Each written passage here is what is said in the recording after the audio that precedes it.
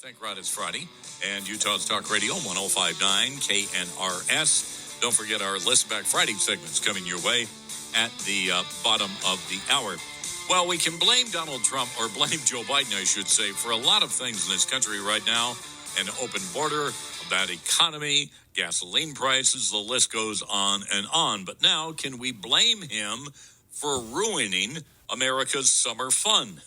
Joining us on our Newsmaker line to talk about that is Scott Brown. Name may be very familiar to you. He is a former U.S. Senator from the state of Massachusetts. He is now chairman of the Competitiveness Coalition. Scott, always great to have you on the show. As I said, Scott, we can blame Joe Biden for a lot of things right now, but you're blaming him for ruining America's summer fun. What do you mean by that, Scott? It's pretty simple. I mean, anything from the airlines, we've all traveled. We know that there's incredible delays. There's a lot of disorganization. He's blocked every type of merger to expand coverages and to allow access to places respectfully that need more access, whether it's the JetBlue and Spirit, whether it's JetBlue and American Airlines.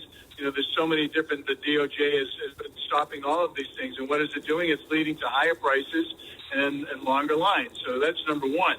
And then the gas prices. Listen, when I got back from New Zealand as the ambassador, $1.82 with my BJ's or Sam's card. Right now, I just paid almost $4 in New Hampshire, and it's continuing to rise. And so, what does he do? He takes the thing that is, quite frankly, most sacred, which is our national reserves, our petroleum reserves, our gas reserves, and he releases it for political reasons. And don't forget, when President Trump got elected, he actually increased it because gas was so cheap. He filled them all up, and Biden's been releasing oil and gas, and it's unheard of. I mean, I can go on and on forever, whether it's technology, food prices, attacking Amazon so we don't get those same-day delivery or next-day delivery. It's upside down. Well, let's talk about the food prices, because I think that's the one that's impacting almost everybody, isn't it, Scott? What do you make? What is he doing on the food prices front? We could just go silent, and I think that would be the answer. Because I listen to food. I hate shopping, but I go into my local grocery store. I know everything is. I'm in and out in 10 minutes, and I know exactly how much everything costs. And once again, back from New Zealand, eggs are $1.88. They're up to, depending on the week, upwards of $5, $6, $7, $8. Bacon, you can't find it under $6.99, $7.99. Milk, you name it. It's out of control. Inflation is driving everything. Gas prices for delivery, electric prices, insurance prices, minimum wage prices. I spoke to a local high school student who I used to coach in junior high. I said, hey, how much are you making here? He goes, $20 an hour. He's a bagger. And that's going to be passed off to the consumer. So he's not doing a heck of a lot. He's putting more and more and more regulations on our energy producers, on our employers, and, it's creating havoc with the average American.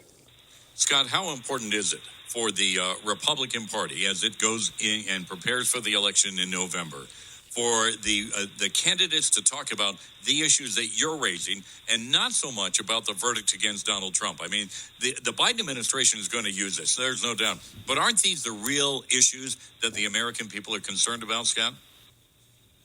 Well, yeah, of course. I mean, listen, there's a verdict, and they tried everything, a liberal DA, liberal state, liberal everything, liberal judge, and they wanted to get him known as a convicted felon. That's what they're going to wrap around his neck and use.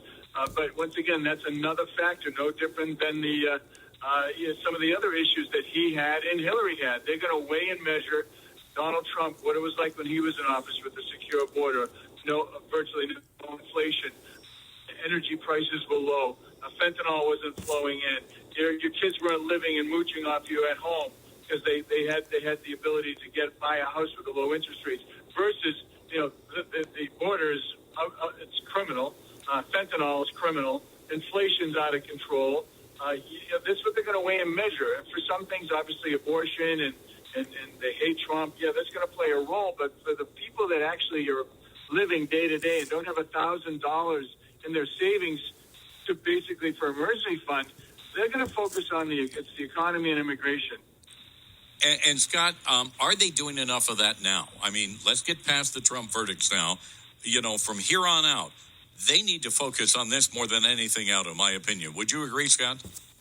Yeah, absolutely. Listen, everyone knows what's going on with the unfair justice system and how it's being politicized. And we heard about this throughout history, where attorneys general would say, "Hey, listen, you DAs, you got to be very selective, because you can always find a crime, to fit the person that you're going after, and they have to show restraint and not do that." So, I hope they talk about it. I talk about it all the time. I very rarely talk about the trial.